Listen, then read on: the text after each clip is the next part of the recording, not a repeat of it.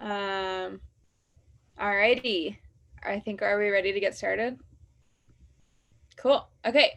So for those of you that are joining us, we are recording this conversation. This is just a casual, open discussion.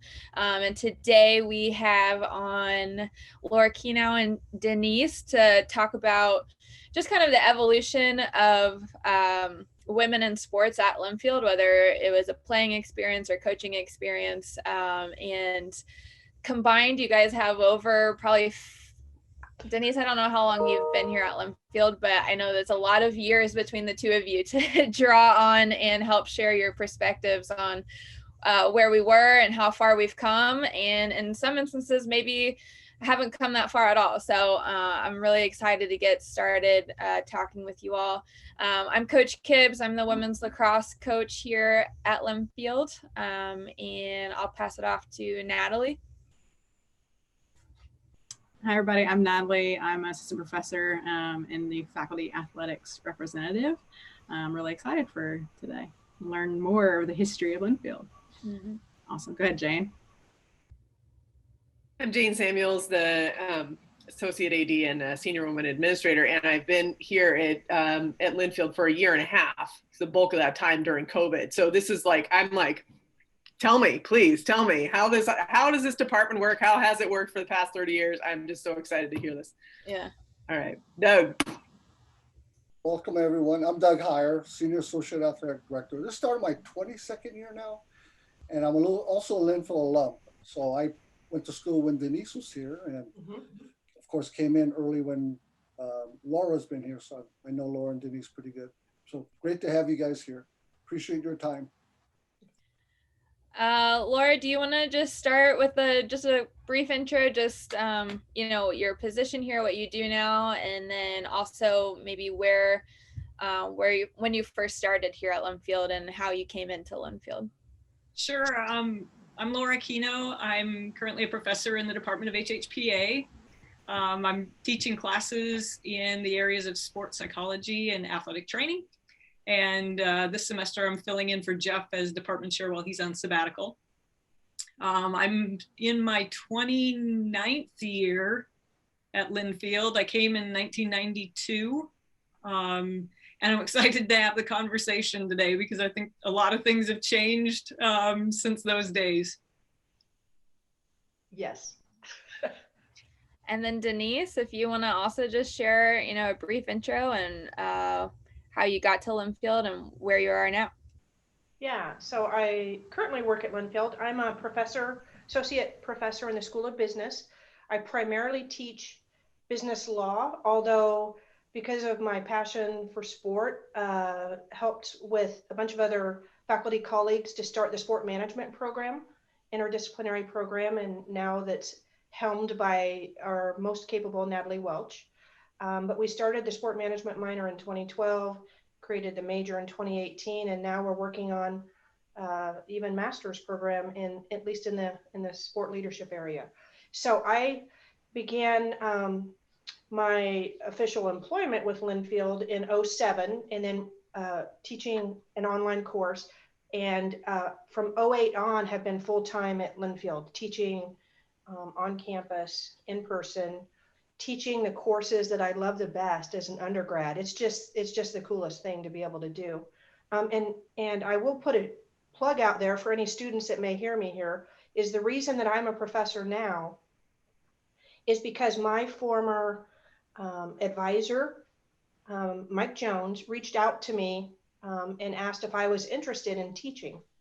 And it had never occurred to me to teach at the collegiate level. And there were some baby steps that I needed to take care of. I already had my terminal degree, but it was quite a pivot for me. And it was just a joy to be able to do that. So I guess I would tell any students listening is stay connected with your Linfield folks and take advantage of those networks that you have. And it was life-changing for me to be able to do what I've been doing since 2008 at Linfield. But what initially brought me to Linfield was I wanted to play softball, and I wanted to take accounting courses. I knew in high school that I wanted some business courses. Nobody in my family had ever gone to school before. And so I was kind of on my own. And so I did a bunch of research and I wanted to play softball. That was my passion. And so Linfield was the right fit. My softball coach in high school had gone here and recommended it, and a bunch of others. So I arrived on the campus in the fall of '84 and graduated in '88, and then went on to law school and then worked for a while before making that pivot to be a professor. So that's my story right now. Okay. I'm going to build off of that. So in 1984 is when you first came to Linfield to play softball. Well, in 1988 is when Title IX was like officially applied institutional wide for, any educational institution, all programs that were being federally funded. Did you in that 4 years, so that was 1988. So in Title IX was in 1972. So did you kind of feel the effects of all that going on in your 4 years here at Linfield as a student? Yes and no. So I think we're the female athletes. So my cohort group was my softball team, but a lot of those athletes also played other sports. So there's quite an awareness of not just the sport that you're in, but the culture across other ones. So while we were quite aware of the differentiation between some sports and what we were playing, I think a lot of us were just grateful to be able to play softball in college. And so while we were aware of those distinctions and grumbled every once in a while about some things that I think would surprise our current students, I don't think that this awareness really kicked in until shortly after we left. And in fact, I'm still connected with 8 or 9 of my softball teammates that we still see each other. In fact, we're going to go on the Pacific Coast Trail this summer, and we've gone to Mexico. We've gone that's awesome. So it forged a bond, and it really wasn't until the early '90s there was some unrest. I hate to say, Doug probably knows what I'm going to talk about, but there were some Title IX issues going on at Linfield in the early '90s, and we would talk about those issues. The group that I was involved with. And they were Title IX specific. And especially with me being in law school at the time, all of a sudden it kind of hit me that those experiences that I had at Linfield were definitely some violations. But to be fair, while we were there, I think we were more in that sense of just realizing that we were getting to play a sport that we loved, and that's what we focused on. Mm-hmm. So, and then we'll continue the timeline to 1992. Yeah, the conflict that Denise refers to was beginning to hit the fan the year that I arrived in '92. And I came onto campus, I was hired, my position was to be the head softball coach, to teach classes in the HHPA department, and then also to serve as the assistant athletic trainer. And when I came, how many positions is that? That's 3. Athletic trainer, and what was the third one? I was hired to be an assistant professor in HHPA, head softball coach, and assistant athletic trainer. Okay.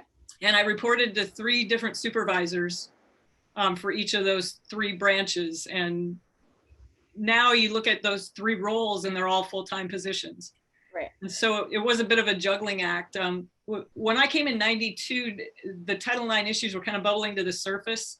The women's athletic director at that time had acquired a Title IX toolbox document and had gone through it and collected information from the women's coaches at that time about the various aspects that are in the toolbox, facilities and coaching and recruiting and equipment and all of those items that are part of Title IX. And the inequities that Denise talks a little bit about kind of bubbled up to the surface, and it became a big issue, and created, I think, some division and some divisiveness within the department and on campus and among alumni as well. It was a pretty difficult time, I think, for women's athletics and for athletics in general. But I think to me, it's always amazing that, you know, we talk about the Title IX passing in 1972, and 20 years later, something was being done about it. So it's that part always amazes me. And now we're almost 50 years since the passage of Title IX, and we still have issues with, you know, having one set of dumbbells at the NC2A tournament versus a full-on gym. You know, that always amazes me. Yeah. Something I just read that was simple but profound in my mind was like, you can't have transformation without resistance. So like, if transformation is the goal, resistance is the path. And what kind of so through all of this, even though we've got inequality and we've got all these things kind of bubbling to the surface, that in my mind is all part of this transformation, and to, you know, how we got to where we are today too. So what types of, you know, resistances do you think that you came up against that maybe you were able to overcome, just as a new head coach to the program? I felt like I walked into a firestorm, and I didn't realize I was walking into it.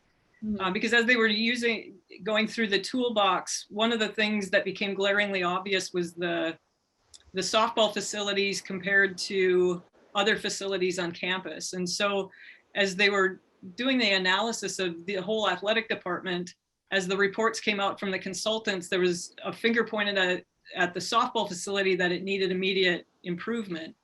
And so I think for me and for our program, we kind of became the center of the bullseye a little bit. And it was a pretty rough period of about 5 to 7 years, where the softball program was blamed for a lot of the things that were happening and some of the changes that had to be made. And so for me, I felt like I was facing a heck of a lot of resistance. Yeah. But also felt committed to, we needed to do what was right, and we needed to do what was right for the female athletes that just wanted the opportunity to participate on an equal playing field. Did you feel like now, you know, even with my own team, and the conversation is a lot different today in terms of, you know, really analyzing the things we want or the things that we don't have that we want, or where we find what is equitable and what's not? Did you ever feel like in the community or the team that you had, there might have been a lot of female players that were just like, this is just how it is. This is just the way it is. And like, you know, less of a, this is what we need, but, you know, there's actually just, you know, that's how things just, it makes it hard to change because you have so many people that are, this is just all we know. This is just how it is. Why fix what ain't broke, you know? Can I rephrase that real quick, Lindsay? It's not why fix something that's not broke. It's, it was more recognizing the disparity, but and knowing it's broke, but not really seeing the option as to how to get to the next level. Yeah, like a solution. Yeah.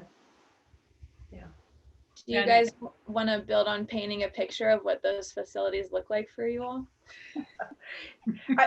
And maybe I'll start, but I did want to say, I really want to know what it was like back then. Paint a picture for us. Yeah, and I did want to do a shout out to Dave Hansen. I see him there, and one of the reasons I wanted to do a shout out is talk about someone that could see the whole arc of female athletics. I remember Dean Hansen being in the stands while we played in the 80s. And I still see him in the stands when cat ball is out there now. And so he would have some memories, at least of watching and seeing the field, the transformation of the field. So I'll mention a couple things on our softball facilities, but Dave Hansen would probably be on this call the one with the longest institutional memory of facility changes, and a great friend of athletics in Linfield. So so here's what the field looked like when we arrived. It's in the same location right now, although it's pushed in a little bit because we didn't have the stands that are there now, and so, and as we mentioned at the front of this call, it was a field that was shared with us in soccer. And so we weren't able to have fall ball out there in that time, and because the soccer was on it, and then they had to skin it, which was always an interesting thing. I'm sure soccer loved that when they got it back later, to have that piece taken out. So we were lucky when they just brought in the benches for us to sit on as a team, and they would occasionally bring in some stands for the fans, but that was usually maybe on a big game or something. So there was no we had no fencing, so it was open field. So our home runs, if you hit a home run for our team, you earned it, baby, because you had to launch one. You had to launch one and just run as fast as you can before they grab that ball, because you didn't have the fence for it to go over. And then what they able would to run fast, right, Denise? Exactly. And what they would do for our power hitters is just back up. I mean, yeah. They'd be back playing by Dana Hall. Exactly. Well, just put their back against Dana Hall and then go ahead and try and hit it over. And if you do, it's going to bounce off Dana Hall and you're not going to get a home run anyway. Yeah. We didn't have too many Stacy Doucette's, but we had some pretty amazing athletes in our day too. But so the field was quite different. So the amenities just weren't there. I'll just say that. I was gonna say, yeah, when I came in '92, we had the chain link fence that ran from, it didn't even quite make it from first to third base around behind home plate. There were 2 benches. There was no covering over those. And it was dirt underneath the benches. So when it rained, we would try and take tarps and field maintenance rakes and prop up a roof over the top so that the ground in the dugout didn't get so wet that you'd sink in the mud. Yeah, no batting cages. There was no electricity on the field.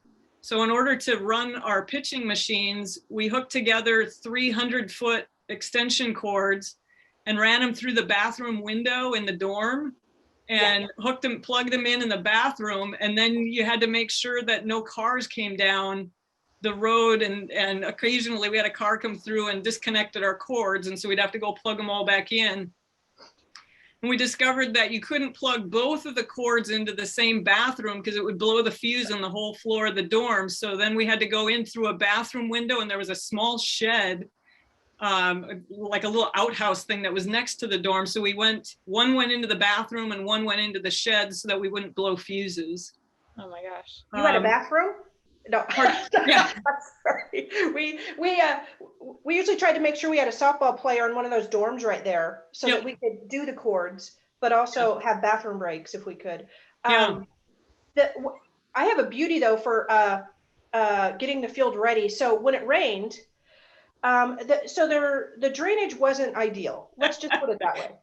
And there was a duck pond in right field. Yes. When it rained bad, it became a pond, and we literally had ducks swimming in right field. Yeah, I might have some photos of that day. But there was, when we had water on the fields, I'm sure we pretty much broke some codes for McMinnville by what we did. And this was a prior coach to Laura, so this is not on Laura. We did it. So first of all, we would take cups and try to get off all the excess water, but then we put some flammable stuff and then do a blowtorch to get that field dried enough so we could play. So we did everything we could to get in our games.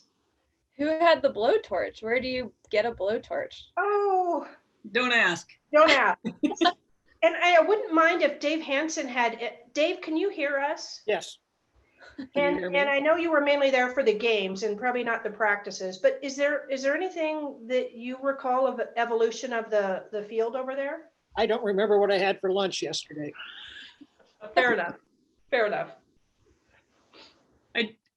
The other recollection that I have is after we got in trouble for burning the field, and were told by the fire department, who came out because of the black smoke and said we couldn't do that anymore. The next thing we resorted to was we took a sofa cushion and just cut the covering off of it, and then you took the foam pad out and you'd run out and you'd stick that in the water, and then you'd get 4 players, because the thing weighed 900 pounds by the time it soaked up water. And you'd have a player at each corner, and then you'd pick it up and run as fast as you could off of the field and try and take water off the field that way. Then we resorted to using shop vacs, which they're still using. But the first time I remember Jackson assisting us, he was my assistant coach. And the first time Jackson was out there assisting us, he didn't realize that you got to make sure that the cord for the shop vac and the extension cord stayed on top of the shop vac. And it was laying off in the water, and he couldn't figure out why he went to plug it back in. There were sparks flying all over the place. And so, yeah, I'm sure there were some OSHA violations in what we were doing. Yeah. And we did have a tarp, but it was the old baseball tarp. And so the problem is we needed it over the infield instead of how it fit. And so it really wasn't a very good solution. What about like the equipment and uniforms that you had? You know, with softball, I guess, you know, because my brain is thinking like Title IX, you know, like what are the comparisons versus like male sports at that time versus women's sports, such as softball, you know, like Doug, I don't know if you know, like how often were uniforms rotated through for football as opposed to like getting new uniforms for softball? Like what did that look like? Well, we didn't have very many options. And practice uniform, I remember when my freshman year, we had a long sleeve cotton practice undershirt. My freshman year, our lockers, we didn't have lockers. We had an upper nail and a lower nail, and you shared a space. So you put your gear on one nail and the lower nail, and that was our locker room. So, and then food away, kids don't understand. I mean, rarely did we ever stay overnight because Linfield couldn't afford to do it. Yeah. So we played in Canada. We left 3 a.m, played 7 p.m, and came back that same day. Yep. And then all I remember was all the Hawaii kids were on one bus because everybody's families came and we had no families. And all we had was Burger King. That was our meal. We had Burger King on the way home. And I ate a lot of burgers because there was a lot of leftovers. We didn't have a lot of equipment because we didn't have a storage facility out there. We had if you walked into the dorm, there was a broom closet and I'm literally a broom closet. And that was our storage facility. So everything that we had equipment wise had to fit into the closet because we didn't have any place else to put it. So we had, I think we had 6 helmets and some bats and our buckets of balls. And the big challenge was to get it all in there at the end of practice each night and get the door shut. And then you just pitied the poor soul who opened it the next day because it all would come out. But yeah, when I came, we really nobody had strong budgets. We were in a world of hurt in terms of financial resources for all athletics, and like Doug was talking about, you didn't spend money. If we had to play UPS and PLU on a weekend, we would drive up on Saturday morning and we'd play UPS and we'd drive home that night. You'd sleep in your bed, you'd get up Sunday morning and you'd drive up and you'd play PLU and you'd turn around and you'd drive back home and you'd go to Dillon and get a box full of bag lunches from Dillon for the people that were on the meal plan.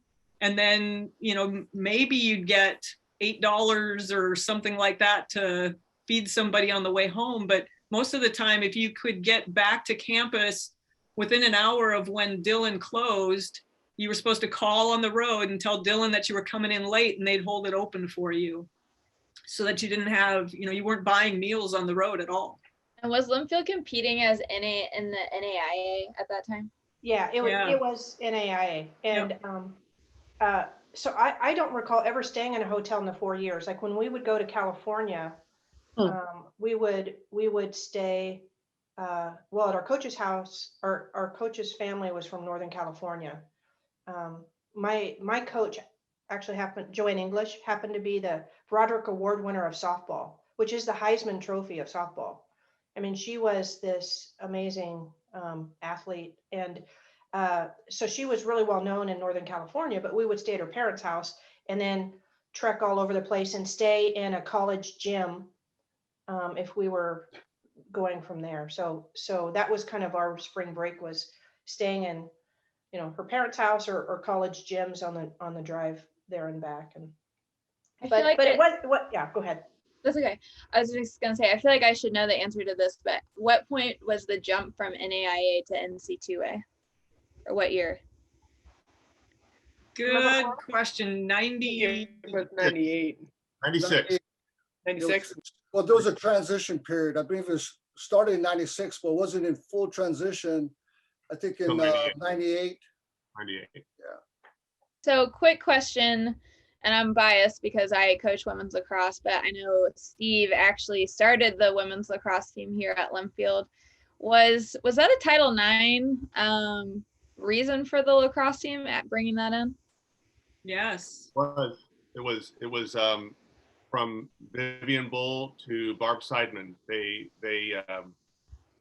when I got on campus in July of '96, Scott Kernan, who was the AD, hired me as the head women's and men's soccer coach and the first NCAA compliance officer, because we were transitioning to D3 and you needed to have a compliance officer. And so when I got in and I met with Scott, he said, "Oh yeah, by the way, you're going to be the new lacrosse coach." And so I said, "Well, okay." And not having seen a lacrosse game or lacrosse, we're just going to plug away. And then my next meeting was with Dr. Bull and Barb Seidman to explain to me kind of the overarching situation of adding women's lacrosse.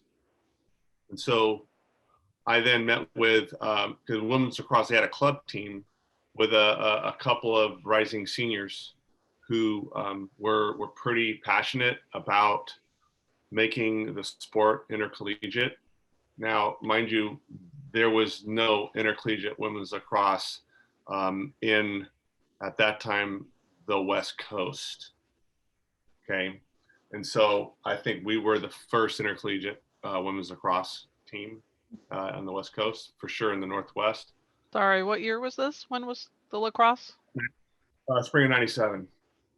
Spring of '97, yep, spring of '97. And so I met with a couple of the rising seniors. One was Amy Fugelstad, who's Amy Einstein, and it was off to the races. Then we went, and we trained, and we talk about practice areas. So our practice area was where the grass fields across the train tracks. At the time, that was not, they weren't graded at all. And the lacrosse balls were brown, and we would lose wood. Sticks made of wood, and we would lose half of our lacrosse balls about halfway in, because like golf balls, and when you're playing in the rain and they stick, they disappear. And but the biggest takeaway from that were those girls at the time were so grateful. They were so grateful. They go, "Oh my gosh, we got a coach." And I remember our first road trip to Whitman to play in their play day, and we slept in the Whitman gym. And that's just kind of how you rolled with things. But they were grateful because they got to go on a road trip. They never thought that would ever happen. We were using at the time the old soccer uniforms. So in the tradition that has already been articulated, we kept that going. And so, yeah, that was kind of a humble beginning, especially with a coach that didn't know too much. I did learn. There is some similarities because it's a field transitional sport like soccer. I will tell you, those girls were fit. They were very fit. And so because there were no intercollegiate lacrosse programs at the time on the West Coast, we would play University of Oregon's club team and handily beat them down a lot. Play University of Washington and beat them down.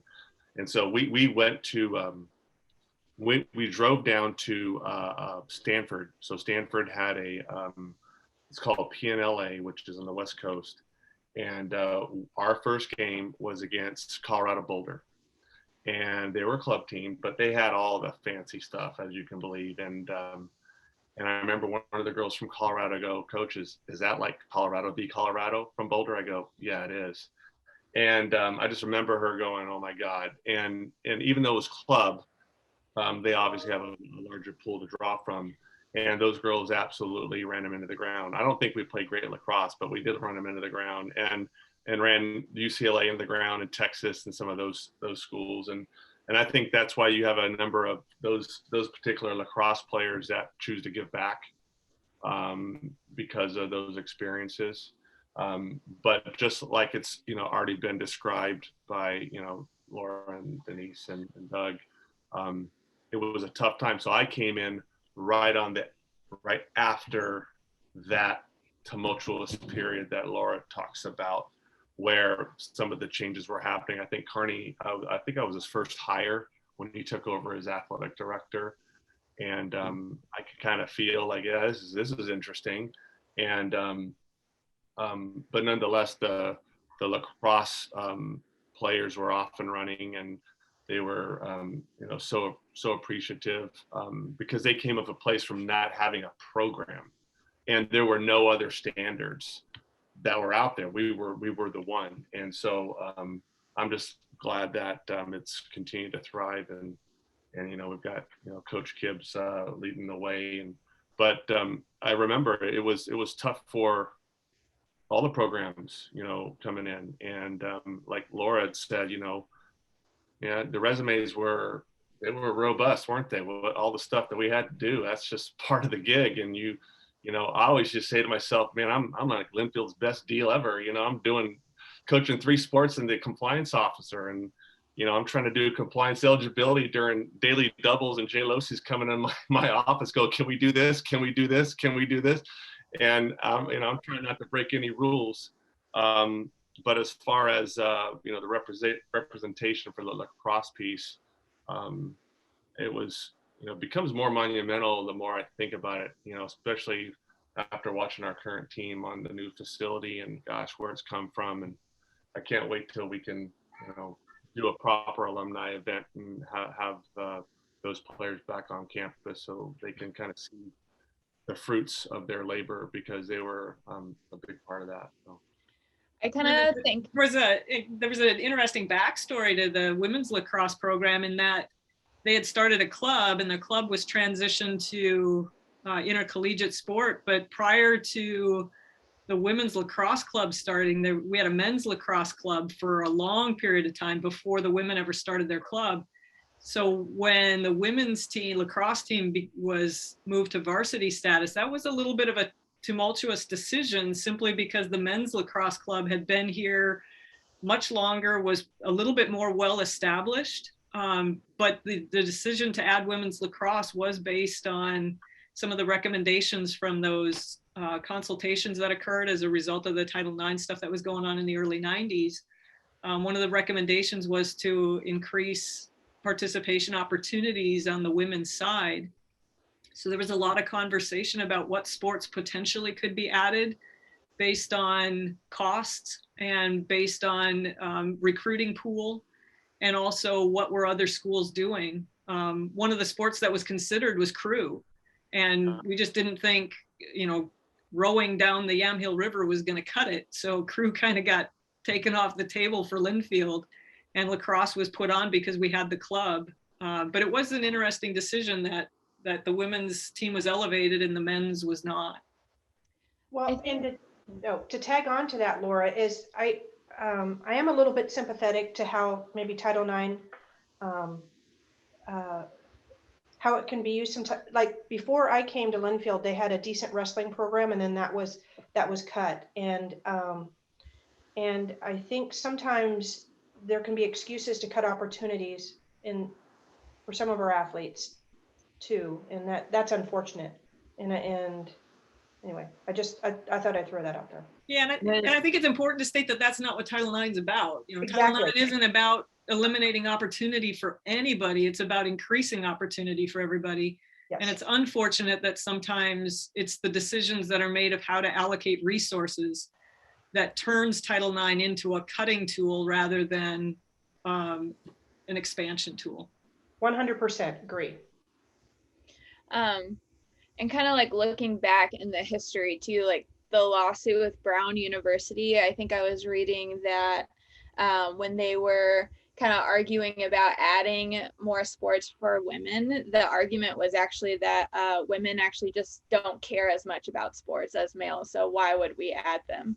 And it was kind of like, so it's interesting to see how we've really made this evolution just for female participation in general. Like I can't imagine a time in my lifetime without playing or participating, but I know like my mom and my mom's mom obviously definitely lived through a lot of that, of like where sports just really wasn't in their life, or like that was just like what my brothers did or my dad did or whatever. So where do you think in this evolution at Linfield, what was there just like a milestone maybe around that jump to the NC2A and adding a compliance officer? Was there like a significant step up for the athletic department financially or visually, or like maybe adding the lacrosse team actually kind of a turning point for this expansion of participation, or what was it, within our athletic department that was a milestone? I would say it was the report that came out from the chaos that was happening in the early 90s. There was we brought in consultants and they created a report on, how to become more compliant in all the various prongs of Title IX. And then that report was circulated, and the Title IX compliance officer at that time for athletics was Bill Apel, and he created a response to that, and we developed a 5-year plan for how we were going to increase participation numbers and how were we going to increase financial support, and all the various places that the consultants had said, we're a little bit off on that.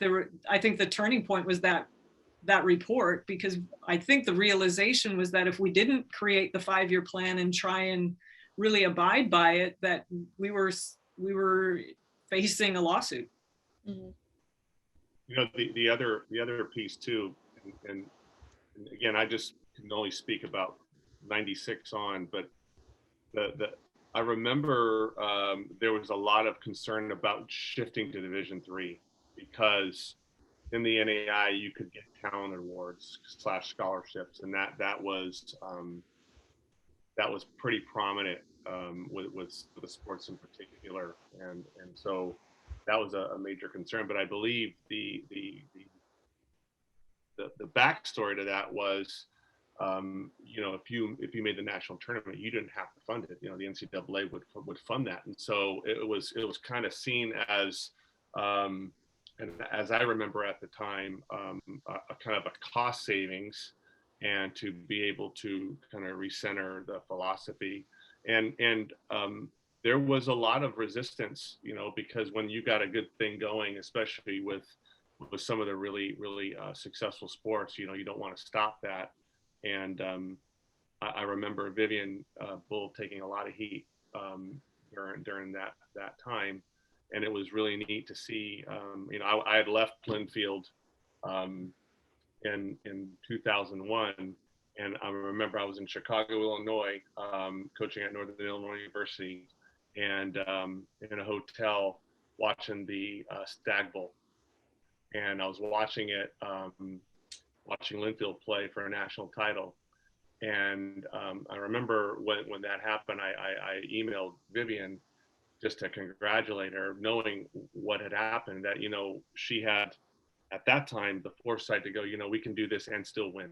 We can still do both, and still help out the other programs. And so I thought that was a pretty bold move. And then since then, obviously baseball's done well, softball's done well. I mean, there's, you know, we can thrive in this environment, but that was such a tenuous time. You know, if you piggyback on what Laura just said with that report and all the things that went on, and then transitioning, you know, it was a lot of change for a place that didn't change a lot. And, you know, people that were around back then can really feel that. And, you know, that I thought that was pretty significant. Lindsay, I'd like to add one thing, and it's not Linfield specific, but I think it feeds into maybe the increased participation by women. Is it took years for, if you look at the numbers for high school participation, that it has to start at a younger level. You're not going to be able to participate in collegiate athletics unless you have that success at lower levels. And until you start seeing the numbers really grow at that high school level, I think some of that fed into, once you started seeing more equality at those levels, then they were looking for that when they went to college. So if you look big picture, where Linfield fits in the whole scheme of things, that era was increasingly where female athletes were coming in with a little bit more of, hey, I have the right to play in college, not just I get to play and I'm fortunate. Right. Yep. Denise, that's so spot on. I mean, I can remember kind of that profile of the kids I coach, especially the women's soccer players, 96, 97 during that time. And then the women's soccer players that I coach now, that is the difference. Like the women's soccer players I coach now, there's an expectation, you know, and it's not an expectation that's far-fetched. There's an expectation that these are the basics. This is what I'm used to. And, you know, being able to deliver on at least the basics is something that, man, that's a stark contrast from, you know, back then, for sure. But Denise, you brought up, you know, when I coached my daughter's Little League softball team, and I've always wondered, you know, with these other organizations and even in high school, you know, coaching my daughter, somebody says, why doesn't the softball programs have the same equipment, fielding as the other Little League boys have? And then even in high school, I go, the guys have this soccer, she played soccer and then lacrosse. It wasn't the same in high school either. And so you bring up those opportunities to participate in a lot of ways when they're younger, they don't get the same as the boys do. And I always thought that was wrong, you know. I know Joni had something to add to the conversation as well. Yeah, so when Steve was talking, you mentioned the change from NAIA to D3, and I always think how interesting it is how group change happens, social change, anything. And a lot of what we're talking about is change. It's the leading up, it's coming out, how does it happen, how does it not? And there's always a lot of players and factors in that. And I'm curious how loud or present the faculty voice was during that change. Well, Laura, as a faculty, I was going to say, as a faculty member, I think the faculty, they had a voice and were supportive of it just because of the D3 philosophy. But I don't know that it was a huge impact in the final decision. Could they see from that, like outside of athletics, like from an academic standpoint looking in, was it like very obvious that there was a lot of inequity, or was that really only kind of within the athletics bubble? I would love to hear Dave Hansen's response, but I would maybe interject something here, is that so my business law professor, the one that I had as an undergrad, Tim Chaney, was he actually ended up marrying Cindy Pemberton, who was the one that kind of initiated some of the Title IX activities at Linfield. And it was interesting having reading the book and hearing some of the faculty voices on the side. But that occurred after I had already left Linfield. But I do know that there were some faculty discussions about some of these things. And Dave, I know you said you didn't remember much about the past, but do you recall any of that? I have two thoughts. Tim Chaney was relatively unusual in terms of his ability to be interested in athletics at all, and certainly in women's athletics. By and large, the faculty focus is so intense on academics that they rarely admit that athletics exists. It's just the fact of the matter. The other thing I think is important to remember about the move from NIA to NCAA is it was not an institutional independent decision. Our decision was tightly wound into the Northwest Conference decision to make that change. And had it been independent, we might not have made the change, would be my best guess. Mm-hmm. Yeah, it was the conference decision was happening more at the presidential level. Yeah. Well, we're nearing the top of the hour for 1 o'clock. And so I have kind of a wrap up question that I have a feeling is going to definitely take us over 1 o'clock. So I'm going to go ahead and ask. So looking back, again, kind of getting back to that evolution of women's sport participation, whether you're an athlete or a coach, what do you think is the most prominent lesson that you've learned in your 20 plus years here? And then with that, what kind of progression would you hope to continue to see by the time you leave Linfield, if ever? For me, it would be, don't be afraid to stand up for what you know is right. And with anything that's related to gendered issues, you're going to take heat for it. And it's not going to be comfortable. But stand your ground if you know that you're right and what you're asking for is just equitable, not asking for anything more than that, but just a fair chance. Don't be afraid and don't back down from that. There were a lot of times that people ask me, they're like, especially in the 90s, why do you stay? I said, because if I don't, the conversation is going to end and I'm not going to let that happen. Or it starts over again. Yep. Yeah. And then what kind of is there any progression that you hope to see? I enjoy seeing the conversations now that come up when there may be something that's questionable in terms of equity or compliance with Title IX. And what I enjoy is the openness to have that dialogue now that didn't exist in the early 90s. There was much more resistance to that. And I think now there's much more openness to listen to, someone who is concerned about something that doesn't appear right. I think there's a real interest in making it right. And I hope that continues. Yeah, I think that's one of the beauties of like our students today are the amount of questions that they ask. Is just like, well, all of the whys, like, well, why this or why that? And a lot of times it kind of reveals things that maybe you weren't asking before. Sometimes can be really annoying, but typically always ends up in a pretty productive answer or conversation. That, I think sometimes we just kind of live with a veil over our eyes, and a lot of those questions that are being asked and challenged that are uncomfortable to answer and deal with end up being really productive. And that's how we're able to, continue to move onward and upward, for sure. Denise, what's one of the most prominent lessons you think you've learned since being here at Linfield? Oh, man. In terms of evolution of. Yeah, I would say that this last week has been interesting between myself and some of my old teammates about, I'm sure many of you have heard about that, the issues with the men and women's basketball in the tournament. And that really set off a chain reaction amongst myself and my teammates, and a lot of, hey, you remember win stories, and but we still haven't arrived.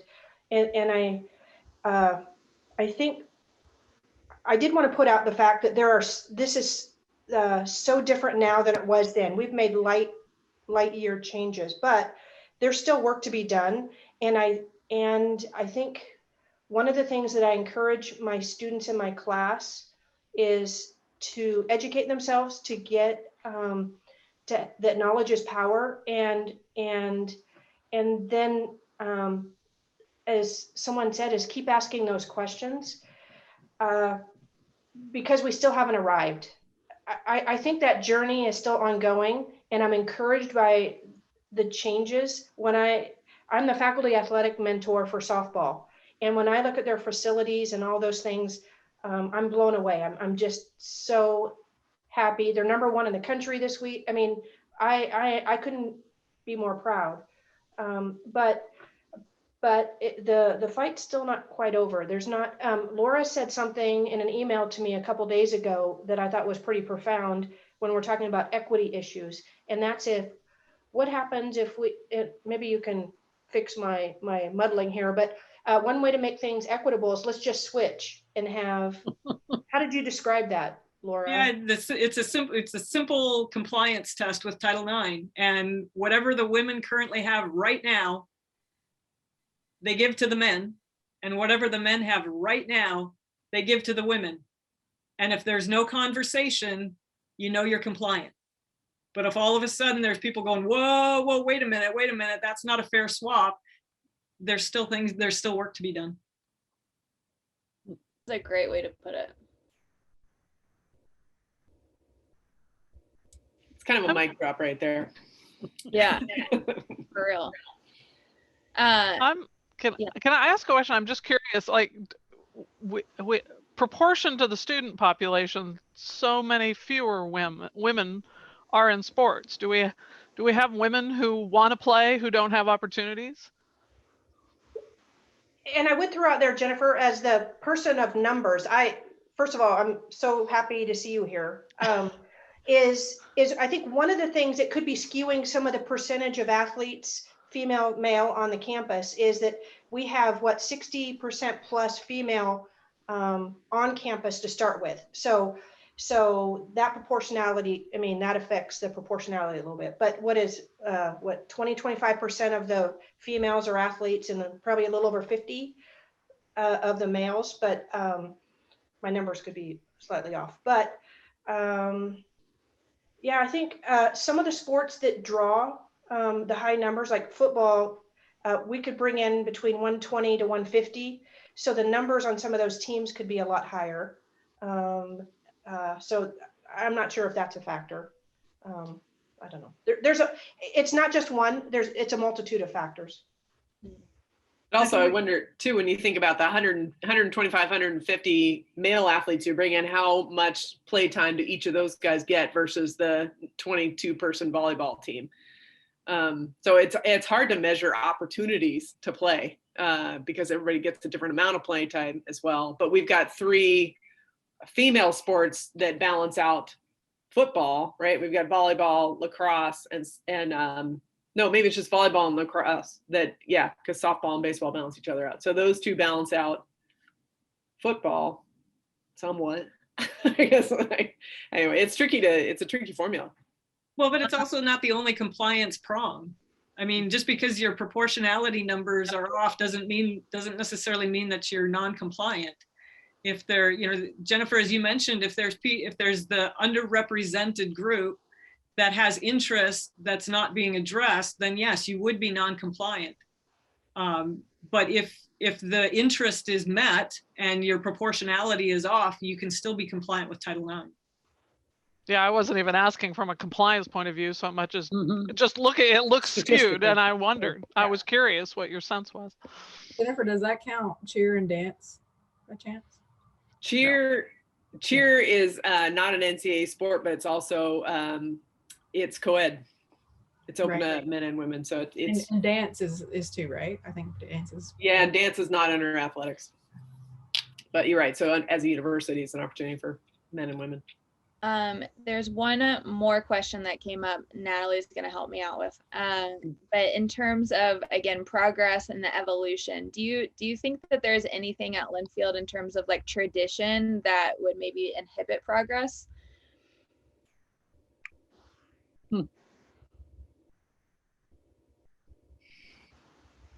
It's a tricky one. Yeah. I, Like, I think yes. I think sometimes so tradition. I think tradition sometimes does get in the way, because you have some programs that historically have been successful, and if you go, back into the 70s, 60s, programs historically have gotten a larger share of the resources and have been prioritized. And when you create that tradition, then sometimes it becomes a little bit more difficult to give others pieces of the pie. Not that it's right or wrong, but I think sometimes that tradition can create just a little bit of a blinder in how you see all of the other sports that are trying to create traditions of their own. Yeah. Well, and I think that also comes back to like standards and expectations. So if like other predominant sports have always had a high standard and expectation, and then we have other sports that were also trying to raise the bar and continue to hold similar and competitive standards and expectations, but maybe they have a harder time because of resources to uphold those, I think would be one way, tradition could definitely inhibit that. Natalie, is that kind of where you were going with that? Yeah, and I definitely don't think it's just a Linfield thing. I think it's a systemic sport in general, for sure. Yeah, for sure. I think it gets magnified when you're working with a limited amount of resources. Mm-hmm. So it's the decision making on how you're going to allocate those resources so that everybody can have that chance to create that historic tradition in their program. Yeah. Well, and I always think of sports too as like a microcosm of society. So it's like everything that's happening within our athletic department is definitely happening on a bigger scale in life. And so for our student athletes to be able to learn and take in perspective on our tradition and history at Linfield, and then be able to apply that in the real world, outside of college, I think is that's where a lot of these important lessons and discussions come from, to be able to take that on with you. So, all right. Any last? Tony's got something down there. Tony. Yeah. I was just responding to that last comment. It was pretty telling when the softball stadium didn't get updated until they won a national championship. Then it raised the elevation, and I'm very aware of how complicated this stuff is, because a lot of it's like, well, an alumni donated that maybe or something, and so funding is so complicated, intertwined. So I think there's still markers that we can be better, but I'm also really grateful for the work that's been done, and I think part of that's happened because people keep finding allies who are willing to step up and say something and put their voice out there at some level. And there are people on this group right here that I know are those advocates and allies, and we're better for it. And I'm excited to see the new faces that keep coming in, and there's hope, which is awesome. Yeah, I also think, Joni, too, like of sports like track and field, where there is like the integration between women and men too. I always really appreciate that and think that, I think we when we talked about the transgender athletes at the very beginning of the year, and we're like, why do we even break up sports by gender in the first place? Like bigger questions. So it's pretty wild to think about, but I really appreciate everybody's kind of insights. It's really, really interesting. Well, if I could add, in the early 2000s, it's nice when we have donors that can give money to help both programs. So in the early 2000s, Scott Brocious wanted to donate lights for the baseball program, and he also donated money for lights for the women's softball field. Oh, wow. And the softball field has grown. Every year there's been more things added on. Even when I came in 2000, the dugouts were built before I got here. And if I wish I was here earlier, I would have done it differently, so you have better viewing. And then we took then we built the grandstand and added real bleachers in there. And every year it just keeps evolving and adding. And it helps too that Jackson has some goals of what he wants to see happen. And so for me in the spring, I've always been the one to kind of help him add or do things as we need, you know, like this past year was the backstop, you know, with the padding. And then I told him, we got to get rid of this fence link chain fence. It looks horrible out here. So we went and got the new netting. And so every year we're trying to keep improving. But I guess my point is we have donors that can give money to our programs that can help our programs that helps, because we don't have the funding system to make abracadabra changes, you know. Yeah, and how do you tell a donor not to donate just to one sport, right? Like, that's where it gets tricky. But if we're going to fund one program, it's got to have to be both. And we're looking at those optics all the time. Is that we do this, we have to do this, and we're not going to do this if we can't do this too. You know, it has to happen that way. And you know, being a part of the soccer lacrosse facility, some of the major hitters were very impacted that it was going to reach so many student athletes, and the majority of student athletes are going to be female. And these were some folks that have never thought that way before. And, you know, that impact was deeply felt, and it was just awesome to be a part of that. And so, and that's full credit to Gary for getting them to think in a certain way of a broader impact, and then realizing, oh my gosh, there's, you know, 50 female student athletes that get to really do this in this way. And we want all of our kids to have the experience, and we want them to win, you know, and that's kind of how their mind was set, because, you know, and it's hard to change that thinking. But it was awesome to see. And, you know, I wish Gary was here because he deserves a lot of credit for that. I think one of the best parts, and probably contributes to a lot of success too at Linfield, is just like our consistency of staff and coaches and faculty. And obviously we have multiple people on here with 20 plus years here at Linfield. And I think that that's really telling about why we were able to have so much success as well, just because we have the same people fighting and standing up for the things that we want to see change. So that's awesome. Go Linfield. All right. Thanks for having this discussion. I really appreciate it. This is a lot of fun. Thank you. Yeah. I would go so far, and then maybe I'm selfishly motivated here, but I would go so far as to say, let's do this again in the summertime.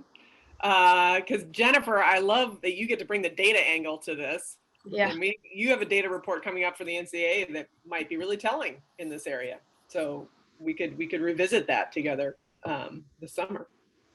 The graduation rates one is the one I'm thinking of. Yeah. Yeah, and I think this year too has shown us like how cool it is that like all sports happening at once, like how cool it is to have all these athletes, like, right. And it's the more like it's a holistic program. It's not just one program. It's like, I think that's been really cool to see this year for sure. Yeah.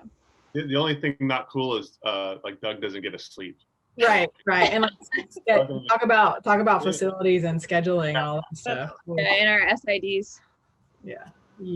Well, you know how it is, Steve, as a parent, your kids are first. So in athletics, our kids are first, period. We do what we got to do for our kids. Yeah. Right. I think we have to buy at least a round for all of the athletic trainers. Yeah. Yes. Here. Yes. Yes. Yep. For sure. Between covering everything, but then also trying to keep everybody healthy, tested, safe. Yeah. They're going way above and beyond. Patty and crew as well. Yep. Yeah. Awesome. All Thank right. you, everyone. Well, thank you all for jumping on with us.